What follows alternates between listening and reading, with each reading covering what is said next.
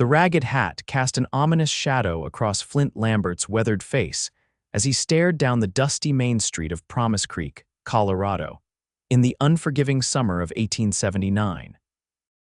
His fingers, calloused from years of ranch work and gunfights, rested lightly on his holster, a habit formed from a decade spent looking over his shoulder. The townsfolk called him Stone Face behind his back, and children crossed to the other side of the street when they spotted him coming, frightened by the jagged scar that ran from his temple to his jawline and the cold, empty look in his storm-gray eyes. Flint preferred it that way. Children meant noise. Noise meant memories. And memories were the one thing that could crack the armor he'd spent 11 years building since that terrible night in Dodge City.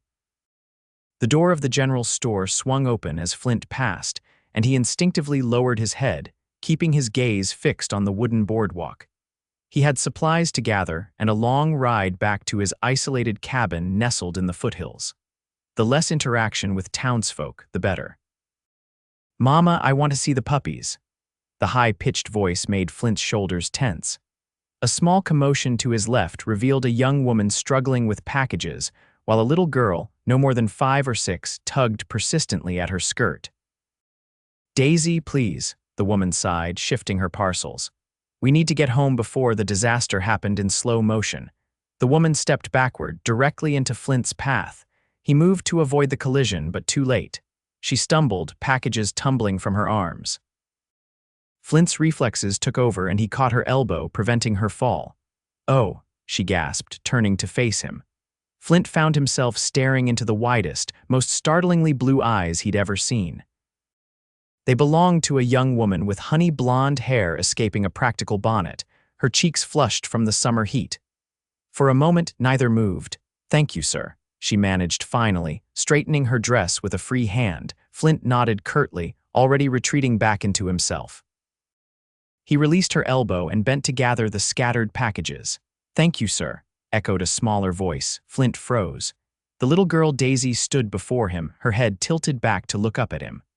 Her blonde curls and blue eyes mirrored the woman's, though her face was dotted with freckles. She smiled fearlessly at him, displaying a gap where a front tooth should have been. "You helped my mama. You're a nice man." Something long dormant stirred in Flint's chest.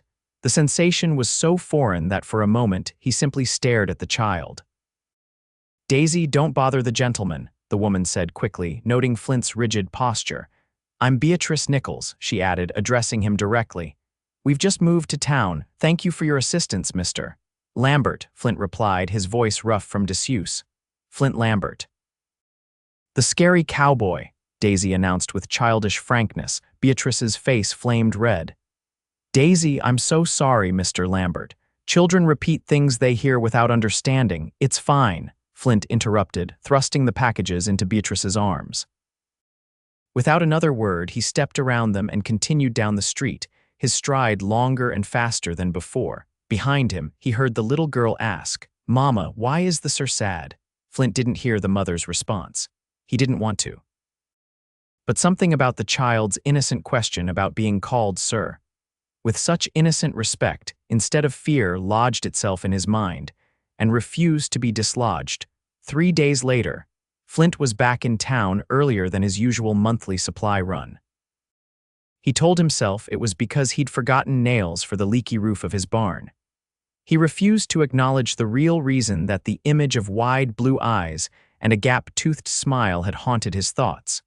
"Mr. Lambert," Sheriff Dawson called as Flint secured his horse outside the mercantile.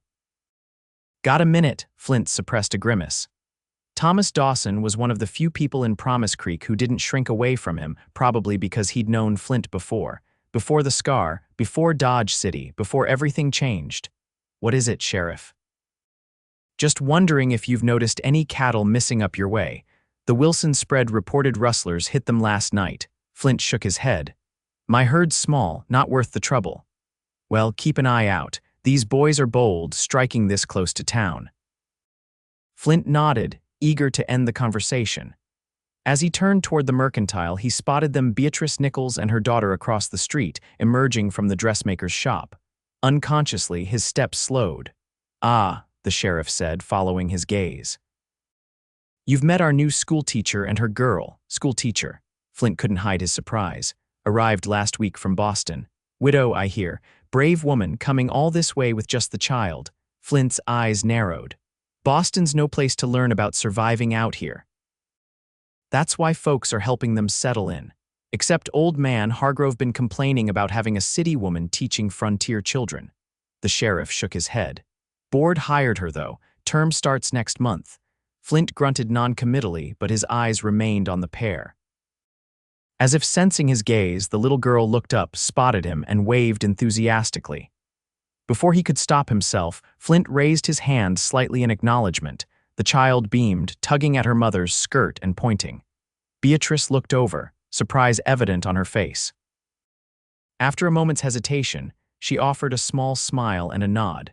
Flint quickly turned away, disturbed by the unfamiliar warmth that spread through his chest. Inside the mercantile, Flint gathered his supplies with efficient movements. He'd almost finished when the bell above the door jingled, and a familiar voice filled the space. "Good morning, Mr. Hoskins. Do you have those primers I ordered?" Flint kept his back turned, focusing intently on examining a box of ammunition he didn't need. Mrs. Nichols. "Yes, madam, they came in yesterday's shipment. And how's little Miss Daisy today?" "I'm not little," came the indignant reply. "I'm 5 3/4. The shopkeeper's laughter mixed with Beatrice's softer chuckle. Flint found himself straining to hear her voice again. "Mr. Hoskins," Beatrice lowered her voice, though not enough that Flint couldn't hear. "I was wondering if you might know of anyone willing to help with some repairs at the schoolhouse. The board says they've allocated funds, but with term beginning soon." "Might ask the Jennings boy," Hoskins replied. Though he's got his hands full at his pa's farm, Flint didn't realize he'd turned around until he found both Beatrice and Hoskins staring at him. Daisy, however, had no such reservations. She marched right up to him, hands on her small hips. "Hello, sir. Do you remember me?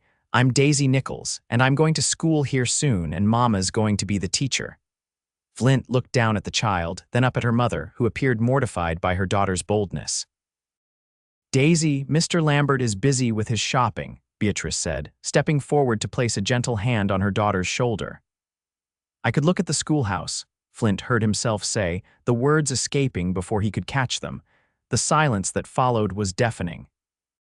Hoskins' mouth actually fell open. Beatrice recovered first. "That's very kind, Mr. Lambert, but I couldn't impose. I know carpentry," Flint interrupted. "Used to build things before." He trailed off, unwilling to complete the thought. "Before what, sir?" Daisy asked. "Daisy, that's not polite," Beatrice admonished gently. "It's fine," Flint said. He looked directly at Beatrice. "Could see to it tomorrow if that suits." Beatrice studied him, her blue eyes thoughtful. Flint realized she wasn't afraid of him, cautious perhaps, but not fearful. It was a novel experience. "That would be very helpful, Mr. Lambert. Shall we say 9 o'clock? Flint nodded, already regretting his impulsive offer. What had possessed him to volunteer? He'd spent years avoiding entanglements with the townspeople, and now he'd just invited himself into daily interaction with the most talkative child he'd ever encountered and her distractingly pretty mother.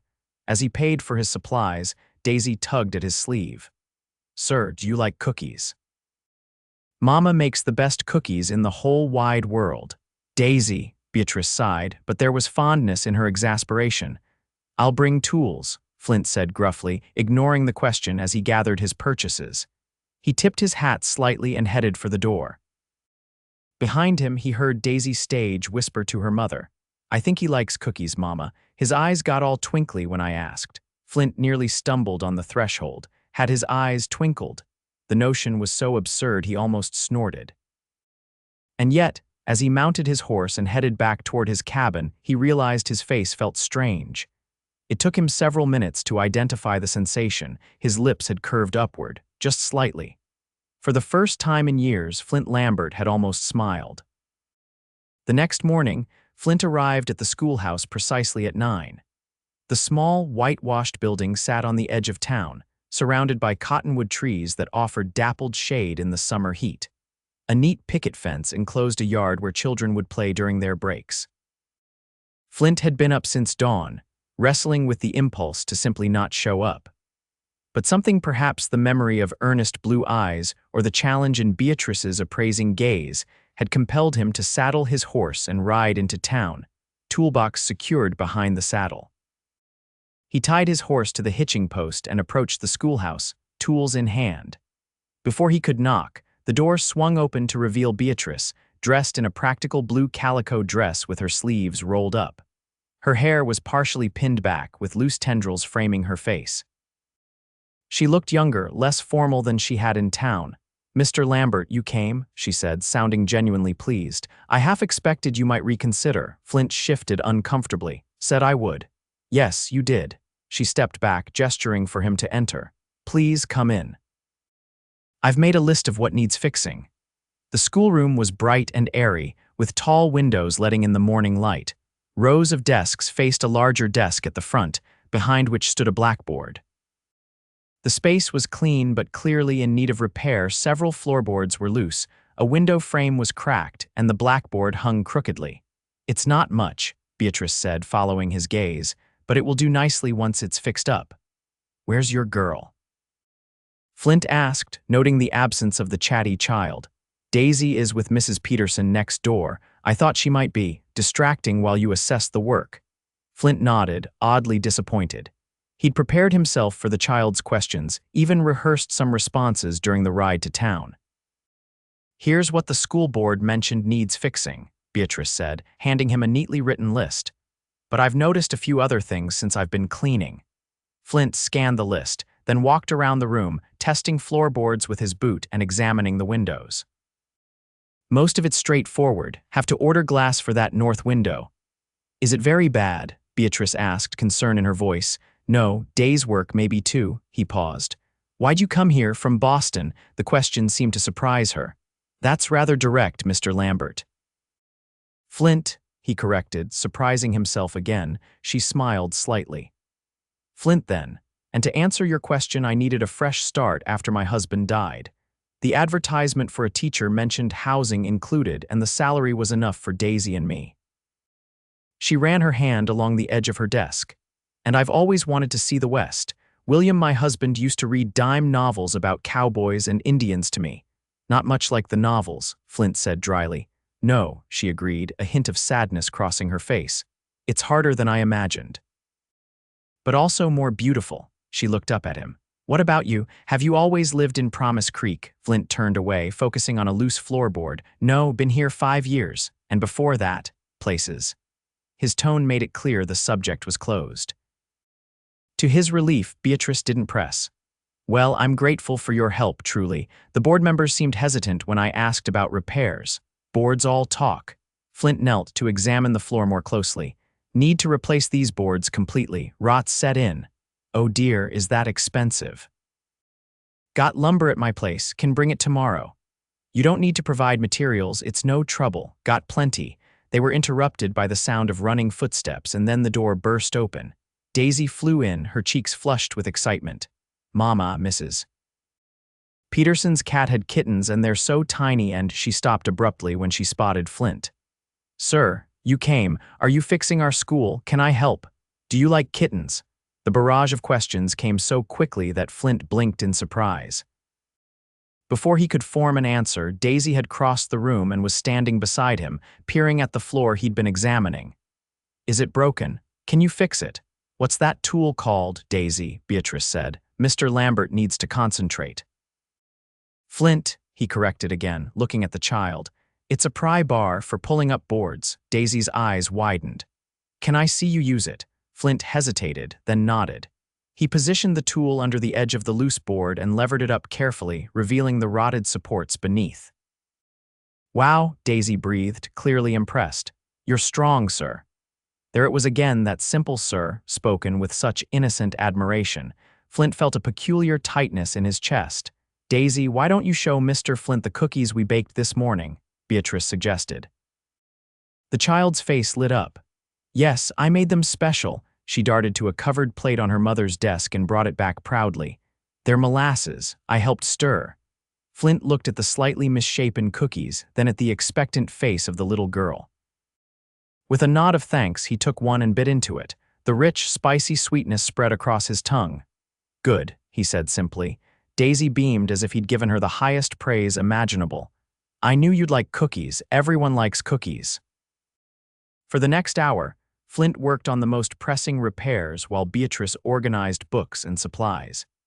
Daisy appointed herself his assistant, solemnly handing him nails when requested and asking an endless stream of questions that Flint answered with increasing patience. Sir, why do you have that mark on your face? Flint's hand stilled on the hammer. Beatrice looked up sharply.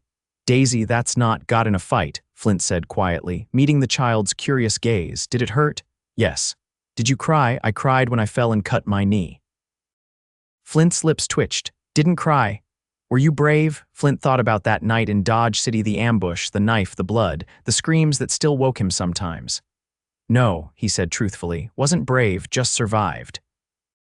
Something in his tone must have registered with the child because she reached out and patted his arm gently. It's okay. Mama says everyone gets scared sometimes. Flint glanced up to find Beatrice watching them, an unreadable expression in her eyes. When she caught his gaze, she smiled, a small, soft thing that did strange things to his equilibrium.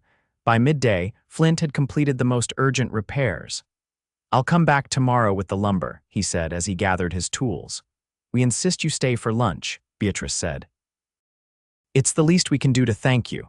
Flint started to refuse, but Daisy grabbed his hand. Please, sir, Mama made chicken sandwiches and lemonade. Looking down at the small fingers wrapped trustingly around his calloused ones, Flint found he couldn't say no. All right. They ate on a blanket under one of the cottonwood trees, the dappled shade providing relief from the midday heat. Daisy chattered constantly, telling Flint about the kittens next door, her favorite stories, and how she was learning to read already, even though she wasn't officially in school yet. Mama's the best teacher, she declared proudly. She knows everything. Not everything, Beatrice laughed. For instance, I know very little about this area. What can you tell me about Promise Creek, Flint? Is it named for the creek that runs behind the town? Flint nodded, surprisingly comfortable in their company. Story goes the first settlers promised to build something lasting here. Creek floods sometimes, though. Should we worry about that at the school? Beatrice asked, concern in her voice. School's on high ground, built smart. He hesitated, then added, Creek's good for fishing. Trout, mostly. I've never been fishing, Daisy exclaimed. Can you teach me, sir, please? Flint found himself trapped in the hopeful gaze of both Nichols' women, Daisy's open excitement and Beatrice's more reserved but equally interested expression. Could, he said finally. Sometime. The smile that bloomed on Beatrice's face made the momentary discomfort of commitment worth it. That would be wonderful, she said. Daisy we both need to learn more about living in the West. After lunch, Flint reluctantly took his leave, promising to return the next day with materials for the floor. As he rode back to his cabin, he realized he'd spoken more words in one day than he had in the past month. Strangely, his customary solitude felt less like refuge and more like emptiness as he approached his isolated home.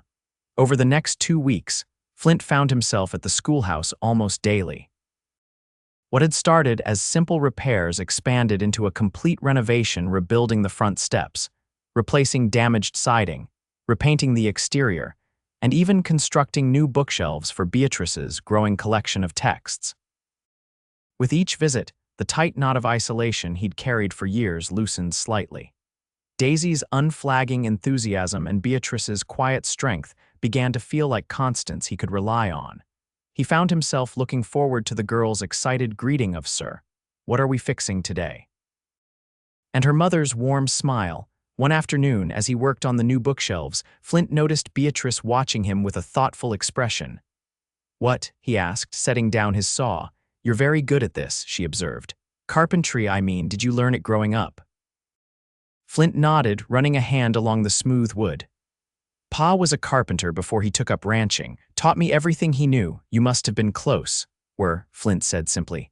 After a moment, he added, "Died when I was 16. Mother followed a year later." Beatrice's face softened with sympathy but not pity. Flint appreciated the distinction. "I lost my parents young as well," she offered. "That's how I met William, my husband. His family took me in when I was 18. We married the next year. How'd he die?" Flint asked, then immediately regretted the bluntness of his question, but Beatrice didn't seem offended. Influenza. 3 years ago, it swept through our neighborhood in Boston. She looked over at Daisy, who was busy arranging stones she'd collected into patterns on the schoolhouse steps. He never even got to hear her call him Papa. She was too little. Flint followed her gaze. She's a good kid. The best, Beatrice agreed softly. She's the reason I keep going. After William died, there were days I couldn't see the point, but Daisy needed me. The quiet confession hung between them, an offering of trust that Flint wasn't sure how to reciprocate. After a moment, he said, "Lost someone too. Not the same, but understand the feeling." Beatrice didn't press for details, and he was grateful. Instead, she moved to stand beside him, looking at the half-finished shelves. "These are beautiful, Flint. You have a gift. Just wood and nails," he demurred, uncomfortable with praise. "No," she said firmly. "It's more than that. You create things that last." She touched the smooth surface of a shelf. "I've noticed how you work. You don't rush. Every joint, every nail, you make sure it's right. That's rare." Flint felt warmth spreading up his neck at her words. To cover his discomfort, he picked up his hammer. "Need to finish before school starts." Only 2 weeks left. Beatrice studied him for a moment longer, then nodded. "Yes, of course, I'll let you work." She turned to leave, then paused. "Daisy and I are going fishing tomorrow afternoon at the creek. She's been talking about it all week. We'd be honored if you'd join us and show us how it's done." The invitation hung in the air between them. Part of Flint, the part that had survived by keeping everyone at arm's length, urged him to refuse. But a newer, more insistent voice reminded him of Daisy's excitement about fishing and the way Beatrice's eyes crinkled when she smiled. "I'll bring the poles," he found himself saying. The fishing expedition turned into one of the most pleasant afternoons Flint had experienced in years.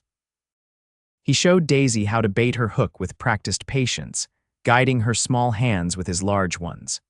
When she caught her first fish, a modest trout that she declared was the most beautiful fish in the whole entire world, her joy was so infectious that Flint couldn't help but smile openly. Beatrice captured the moment with a small gasp. "You have a wonderful smile," she said when he looked at her questioningly. "You should use it more often." Flint ducked his head, embarrassed but not displeased. The afternoon stretched into early evening, and they built a small fire to cook their catch. As they ate, Daisy leaned against Flint's side, her energy finally flagging as the excitement of the day caught up with her. "You'd make a good teacher," Beatrice observed, watching how naturally he'd instructed her daughter. Flint snorted softly. "Not likely." "I mean it. You explained things clearly, you were patient, and you let her try even when you knew she might make mistakes." She tilted her head. "Those are the qualities of a good teacher." "Just fishing," he muttered. "Teaching is just showing someone something you know," she countered. "Like you've been showing me about living out here. I'd have never known which berries were safe or how to read weather signs without you." Flint hadn't realized she'd been paying such close attention to his casual comments about the land.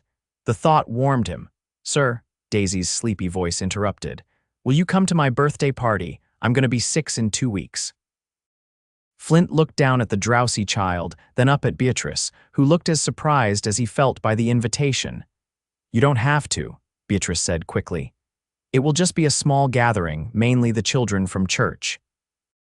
The thought of a house full of noisy children made Flint's stomach tighten, but the hopeful look on Daisy's face made it impossible to refuse outright. "Might stop by," he said carefully. Daisy beamed, snuggling closer to his side. "I knew you would. You're my friend." The simple declaration hit Flint with unexpected force. A friend. When was the last time anyone had called him that? The enormity of the child's trust in him, a scarred, broken man who had deliberately cultivated a fearsome reputation, was humbling. As the sun began to set, they packed up their things and headed back to town. Flint insisted on escorting them to the small house behind the schoolhouse that served as the teacher's residence. At the door, Daisy, now half asleep in her mother's arms, roused herself enough to plant a sticky kiss on Flint's cheek. "Thank you for the fishing, sir," she mumbled before dropping her head back to her mother's shoulder. "Thank you, Flint," Beatrice echoed softly. "It was a perfect day."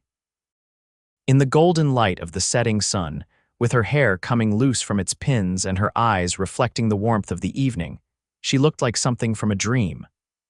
Flint found himself wanting to preserve this moment, to carry it with him back to the emptiness of his cabin. "Good night, Beatrice," he said, her name feeling right on his tongue. Her smile deepened. "Good night, Flint."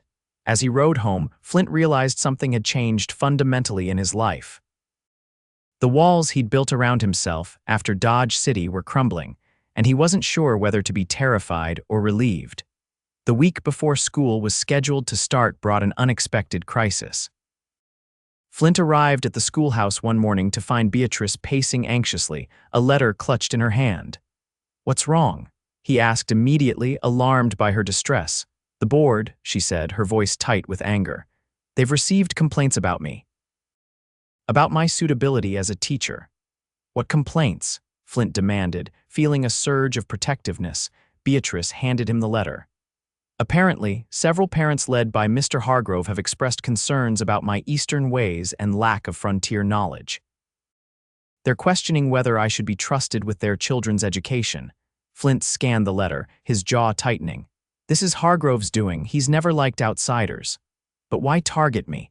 I've done nothing but work to prepare for the school year." "You're changing things," Flint said simply. "Got new ideas, makes some folks nervous." Beatrice sank into her chair, deflated. "What am I going to do? The board has called a special meeting for tomorrow night. They're reconsidering my position." Flint's mind raced. He'd seen Hargrove's type before, men who wielded their influence like a weapon, usually to maintain their own power.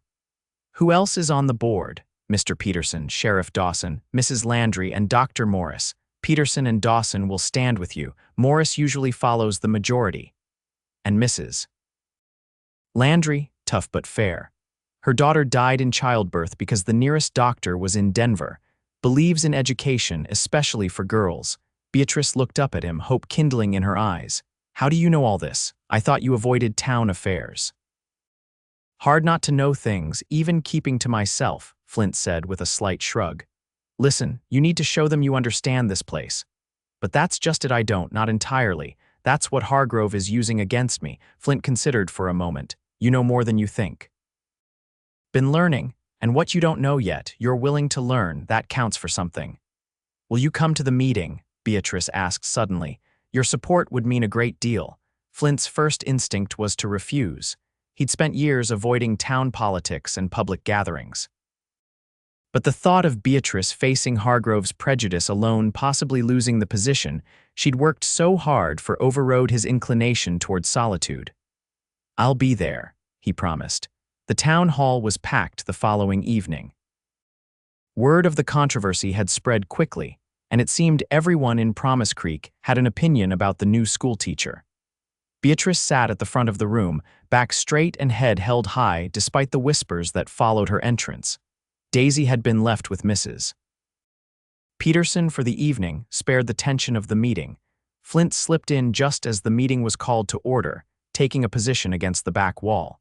Several heads turned at his entrance, surprise evident on many faces. Flint Lambert attending a town meeting was unprecedented. Hargrove, a heavyset man with a florid face and an authoritative manner, took the floor first. "Members of the board, concerned citizens," he began pompously. "We are here to discuss a matter of grave importance to the future of Promise Creek, the education of our children." For the next 15 minutes, he outlined his concerns about Beatrice, her Eastern background, her delicate nature, her lack of understanding about frontier life. "Is this really the person we want shaping young minds?" he concluded. "Someone who doesn't understand the very world our children live in." Beatrice rose when called upon, her voice steady despite the slight tremor in her hands. "Mr. Hargrove raises valid concerns," she began, surprising many with her concession. "I am from the East. There are aspects of life here that I'm still learning, but I would argue that this makes me a better teacher, not a worse one." She moved to the center of the room, her gaze sweeping the assembled townsfolk. "A good teacher is not someone who knows everything. A good teacher is someone who never stops learning themselves. Since arriving in Promise Creek, I have immersed myself in understanding this community, its history, its challenges, its beauty." She gestured to the window, where the mountains loomed in the distance. I've learned about the plants that grow here, the weather patterns that affect your crops, the history of this valley. I've learned to fish, she added with a small smile that Flint knew was meant for him. And I'm eager to learn more, just as I'm eager to teach your children not only reading and arithmetic, but also curiosity and respect for this magnificent land. Murmurs rippled through the crowd. Flint could see she was winning some over, but Hargrove's supporters remained unmoved. Pretty words, Hargrove scoffed. But what practical knowledge do you have to offer our children? Can you teach them to recognize a storm coming, to avoid a rattlesnake's den, to survive if they get lost in the mountains? No, sir, not yet, Beatrice admitted. But I can teach them to read, so they can learn from books about such things. I can teach them mathematics, so they can calculate supplies for a winter. I can teach them history, so they understand how this community came to be and what it stands for. Sheriff Dawson spoke up. Mrs. Nichols has shown remarkable adaptability since arriving. I've seen her listening and learning from everyone she meets. And she's nearly finished renovating the schoolhouse, Mrs. Landry added. That shows commitment. With help, Hargrove sneered. We've all seen Lambert doing the work. Flint felt eyes turn toward him, but he kept his gaze fixed on Beatrice, offering his silent support. Yes, Mr. Lambert has been incredibly generous with his time and skills, Beatrice acknowledged, as have many in this community. That's precisely my point. I'm not afraid to ask for help when needed, and I'm not too proud to learn from those with more experience. The debate continued, growing heated at times. Throughout it all, Beatrice maintained her composure, answering questions thoughtfully and conceding points where warranted. Flint watched with growing admiration. She was fighting for her place here, not with anger or defensiveness, but with dignity and intelligence. Finally, as the discussion began to circle back on itself, Flint pushed himself away from the wall. The room fell silent as he walked to the center, standing beside Beatrice. Don't usually speak at these things, he began, his voice rough from disuse in public settings. Not my place. But need to say something about Mrs. Nichols. He looked around the room, meeting the curious and sometimes wary gazes of his neighbors. Been watching her learn, asks good questions, listens to answers, tries things herself. That's how you survive out here, being smart enough to know what you don't know, brave enough to learn it. He turned slightly to face Hargrove directly. Kids need book learning and practical skills. She can teach both. May not know everything about the West yet, but knows teaching. Knows how to help a child understand something new. Seen it myself. The room remained silent when he finished, many clearly shocked by the uncharacteristic speech from the town's most reclusive resident. Then Mrs. Landry spoke up. I believe we've heard enough to make a decision. Shall we vote? The board's deliberation was brief. By a vote of 3-2 with Hargrove and Dr. Morris dissenting, they confirmed Beatrice's appointment as schoolteacher. The crowd's reaction was mixed but generally positive, with several parents coming forward to express their support. As the meeting disbanded, Beatrice turned to Flint, her eyes bright with unshed tears. Thank you, she whispered. I never expected you to speak publicly on my behalf. Said what needed saying, Flint replied, uncomfortable with her gratitude but pleased by the outcome. They walked together to retrieve Daisy, the night air cool and refreshing after the stuffy town hall. Their shoulders occasionally brushed, neither seeming inclined to increase the distance between them. You know, Beatrice said thoughtfully, in all the commotion, I never asked why you decided to help with the schoolhouse in the first place. It seemed so unexpected given your reputation. Flint was silent for several steps, considering his answer. The truth was, he wasn't entirely sure himself. Something had shifted that day when Daisy had looked up at him without fear and called him sir. Needed doing, he said finally. Then, with more honesty than he'd intended, he added, and you too, don't look at me like others do. How do we look at you? Beatrice asked softly. Flint struggled to find the words. Like I'm a person, not just a scar and stories. Beatrice stopped walking, turning to face him fully. In the moonlight, her features were softened, but her gaze was direct and unwavering. You are a person, Flint Lambert. A good one, despite how hard you try to convince everyone otherwise. Before he could respond, she reached up and gently traced the scar that ran down his face the first time anyone had deliberately touched it since the wound had healed. Flint stood frozen, caught between the instinct to pull away and the overwhelming desire to lean into her touch. "Whatever happened to you," she continued quietly, "whatever you're running from, it doesn't define who you are, not to me, and certainly not to Daisy." The mention of the little girl broke the spell. Flint stepped back, his heart hammering painfully against his ribs. "Should get Daisy," he said gruffly. "It's late." Beatrice dropped her hand, a flash of hurt crossing her features before she composed herself. "Yes, of course." The next few days passed in a blur of activity as final preparations were made for the start of school. Flint continued to help, but something had changed between him and Beatrice. A new awareness hung in the air, charged and unacknowledged. They worked alongside each other, their conversations polite but careful, neither mentioning the moment of intimacy that had passed between them. Only Daisy seemed unchanged, her enthusiasm for her approaching birthday and the start of school undiminished by the adult tensions she couldn't perceive. She continued to shadow Flint whenever possible, asking questions and offering her help with various tasks. On the Saturday before school was to begin, Flint arrived at the schoolhouse to find a small celebration underway in the yard. Colorful ribbons hung from the trees and a table had been set with a cake and presents. "Sir," Daisy cried when she spotted him. She ran to him, resplendent in a new blue dress that matched her eyes. "You came to my birthday." Flint nodded, feeling awkward and out of place among the small gathering of women and children. He'd brought a gift, a small fishing pole he'd crafted specially for Daisy's size, with her name carefully burned into the handle. It seemed insufficient now, surrounded by the festive atmosphere.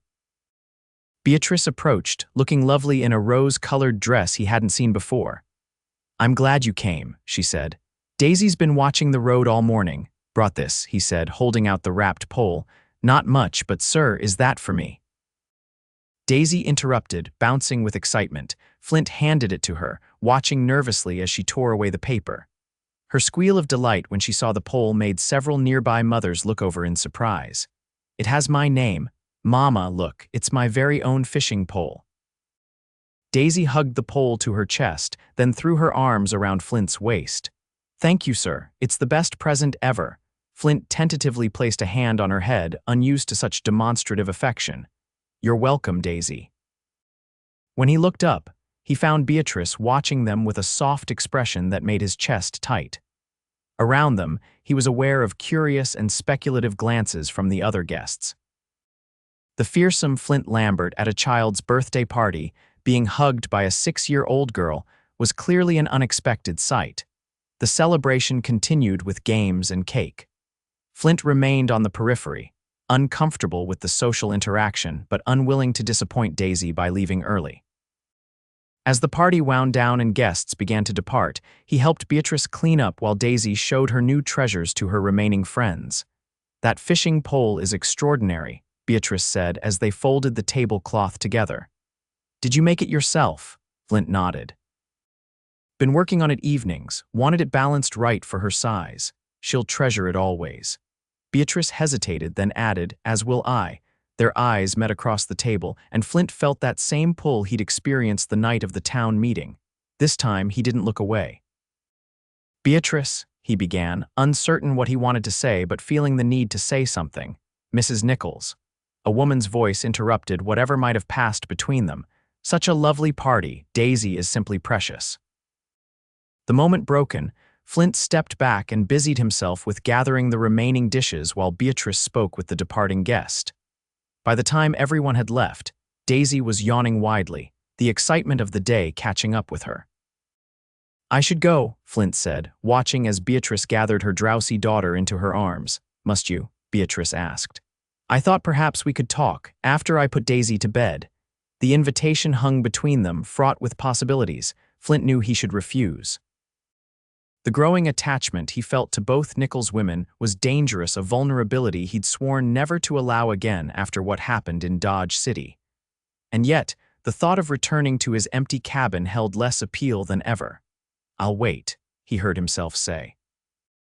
15 minutes later, Beatrice returned to the small parlor where Flint stood awkwardly by the window. She'd changed from her party dress into a simpler skirt and blouse, and her hair hung in a loose braid over one shoulder. She fell asleep as soon as her head hit the pillow, Beatrice said with a fond smile. Too much excitement. Flint nodded, unsure how to begin the conversation he knew they needed to have. Beatrice solved the problem by speaking first. "I owe you an apology for the other night," she said, surprising him.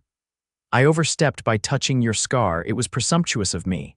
"No," Flint said quickly. "Don't apologize, just wasn't expecting it. Even so, I sensed I made you uncomfortable, and that was never my intention." She moved closer, stopping a respectful distance away. "The truth is, Flint, I find myself drawn to you in ways I hadn't anticipated when we first met." The candid admission left him momentarily speechless. After years of people avoiding his gaze, flinching from his presence, here was this remarkable woman confessing an attraction to him. "Why?" he asked finally, the question genuine in its bewilderment. Beatrice's expression softened. "Because you're kind, even when you try to hide it. Because you're gentle with Daisy, because you build things with such care and attention." She took another step closer. "Because when you think no one is watching, I sometimes catch you looking at the world with such wonder that it takes my breath away." Flint swallowed hard, unnerved by how clearly she seemed to see him not the fearsome figure of town gossip, but the man beneath. "You don't know everything about me," he said hoarsely. "Done things I'm not proud of." "I don't need to know everything, Flint. I know enough." She reached for his hand, her touch light but certain. "I know you're a good man who's been through something terrible. I know you've been alone for too long. And I know that when you're with Daisy and me, you smile more." Flint looked down at their joined hands, her smooth, pale fingers against his calloused, sun-darkened ones. The contrast seemed a fitting metaphor for their differences, and yet somehow they fit together. "Beatrice," he said quietly, I don't know how to do this." "Do what?"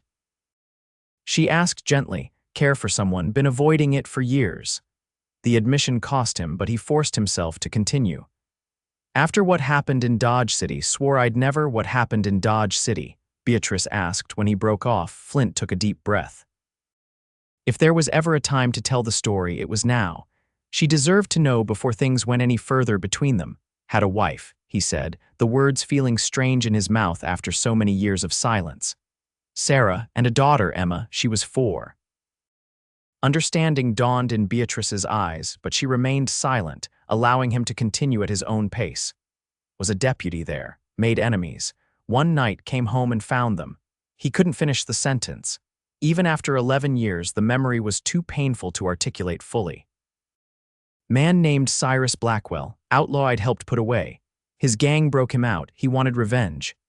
"Oh, Flint," Beatrice whispered, her eyes shining with tears. "Tracked them, found Blackwell. He gave me this." Flint touched his scar. "Before I killed him." The admission hung in the air between them. Killed them all, every last one of his gang. He waited for her to pull away, to recoil from the violence of his past. Instead, she stepped closer, her hand tightening around his.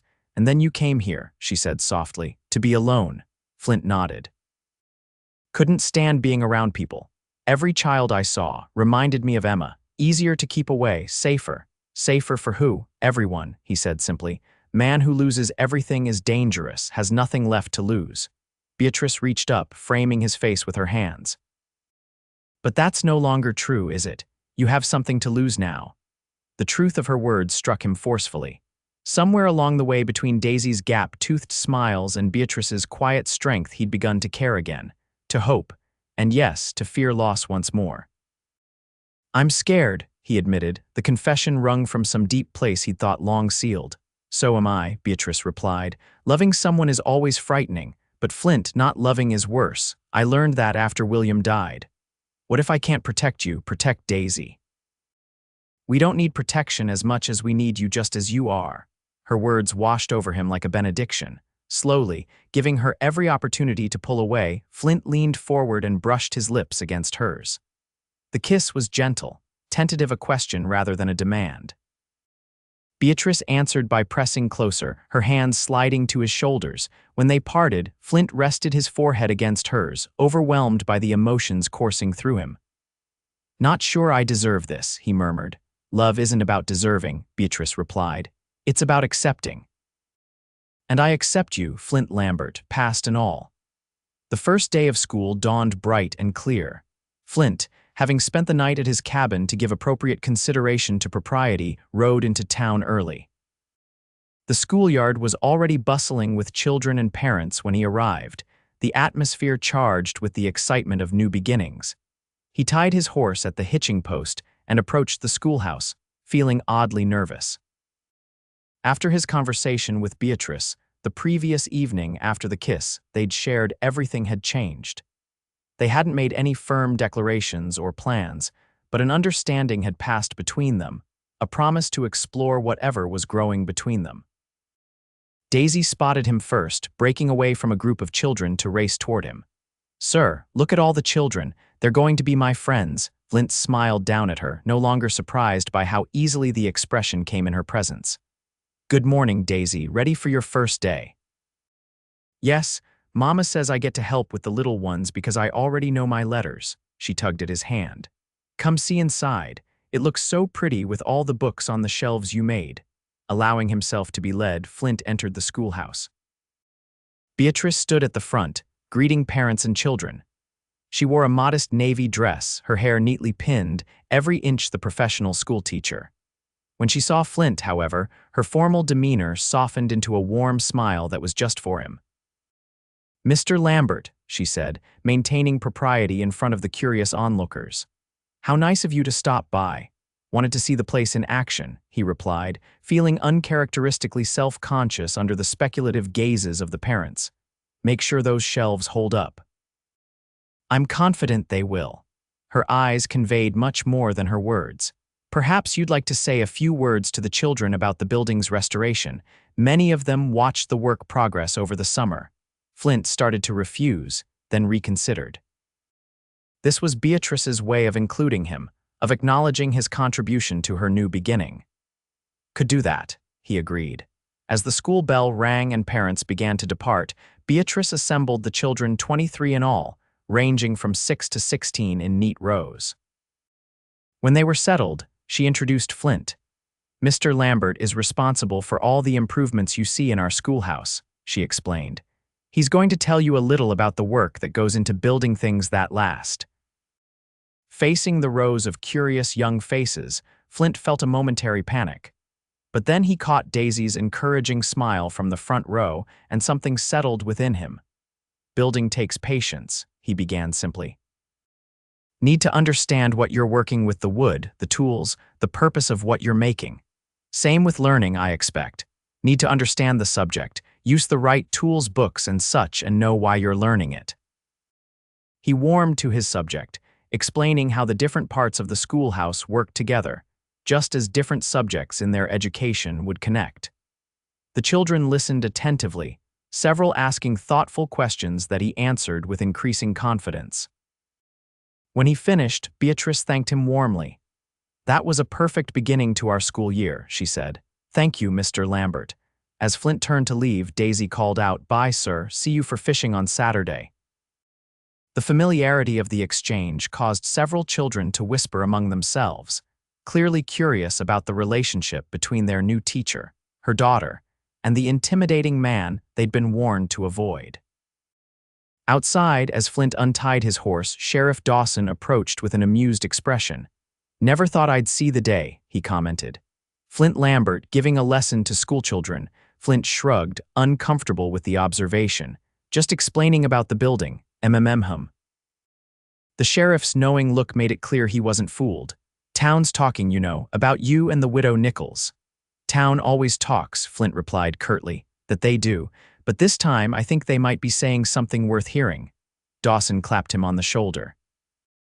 "She's a fine woman, Flint, and that little girl of hers, she's taken quite a shine to you.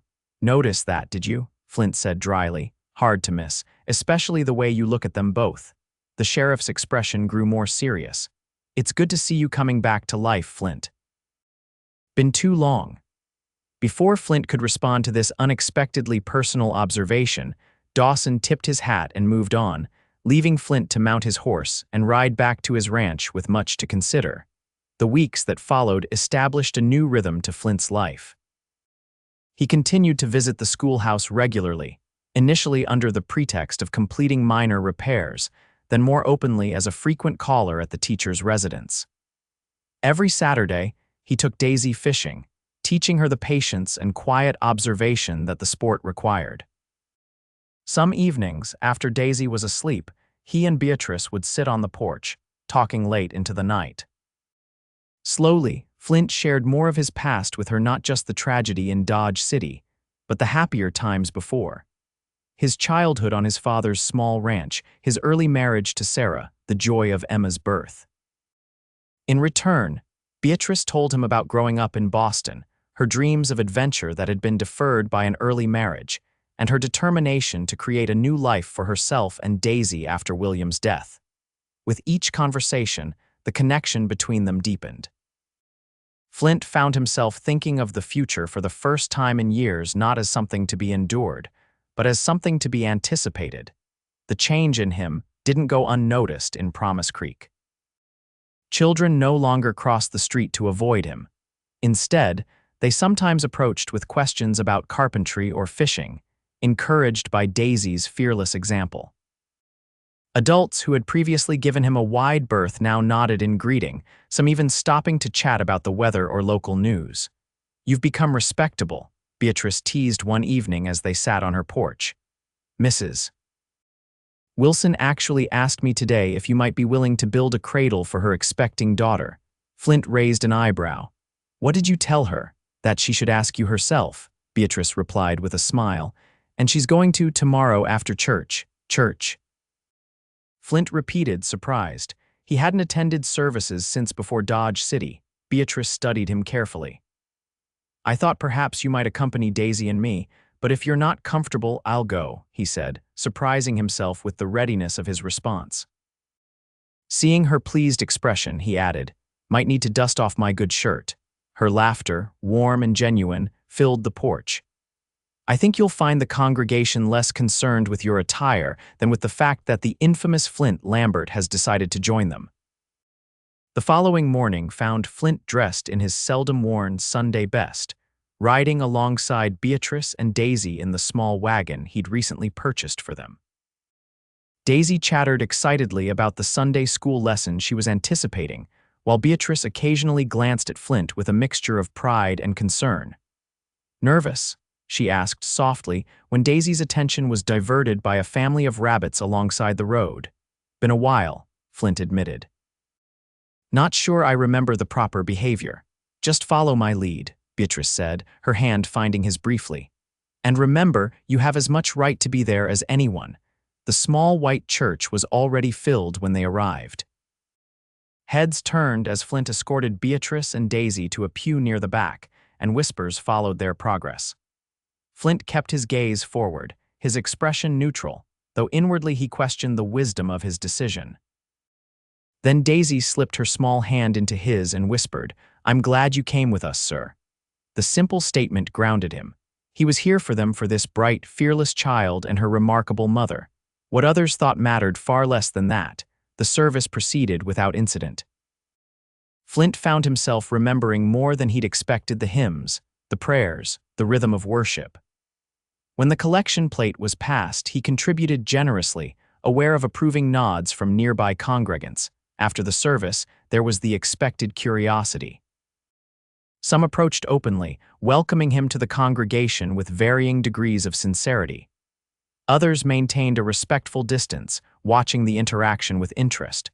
Through it all, Beatrice remained at his side, her presence a steadying influence. Mrs. Wilson did indeed ask about the cradle, and Flint agreed to craft one for her daughter. By the time they left the churchyard, he had received 2 more commissions for furniture pieces, a dining table for the new doctor, and a set of chairs for the hotel proprietor.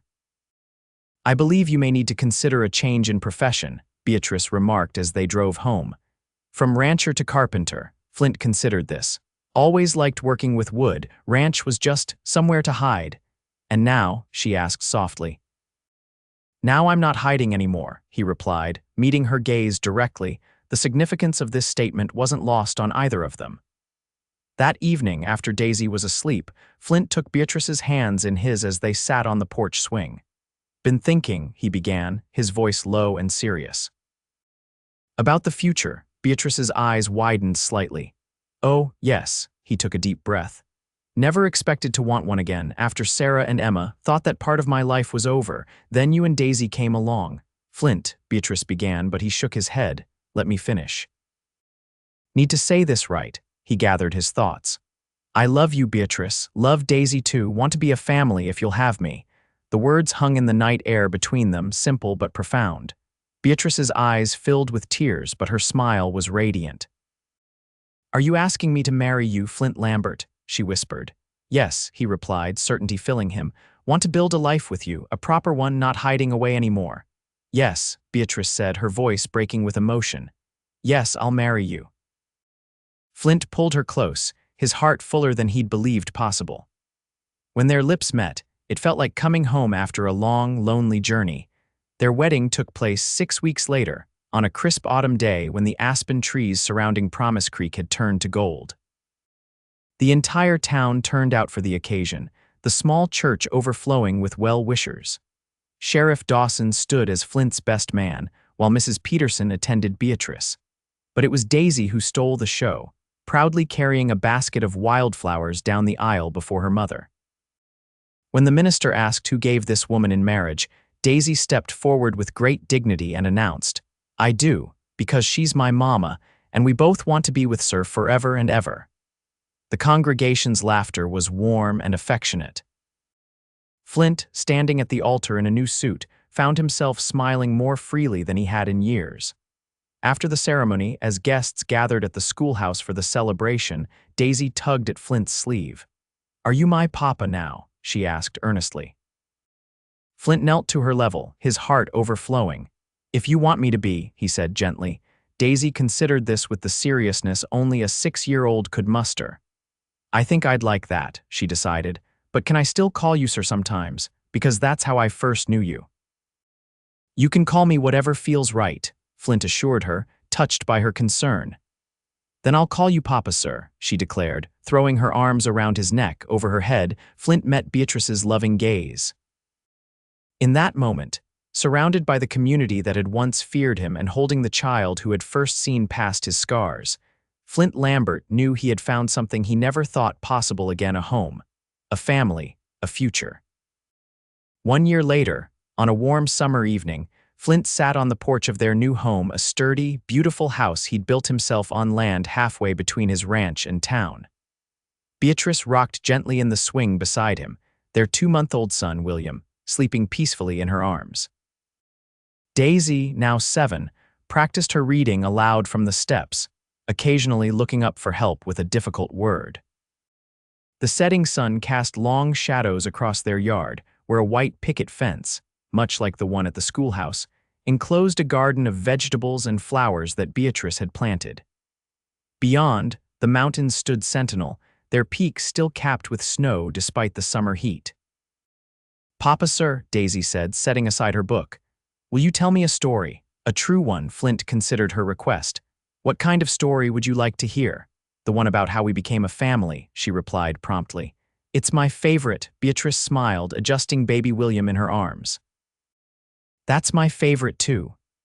Flint looked at his family, at the wife who had seen the man behind the scar, at the little girl who had fearlessly called him sir, when everyone else crossed the street to avoid him, at the infant son who represented a future he'd once thought forever lost to him.